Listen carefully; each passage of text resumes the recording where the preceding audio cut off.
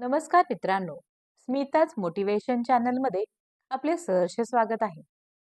आयुष्य एक सुंदर प्रवास आहे. या प्रवासात अनेक चढ-उतार हे असणारच.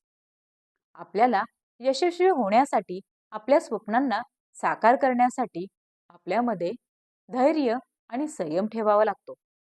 आपल्या प्रत्येक प्रयत्नात, प्रत्येक कष्टात आपल्याला विश्वास ठेवावा लागतो. आपण यशस्वी होऊ शकतो.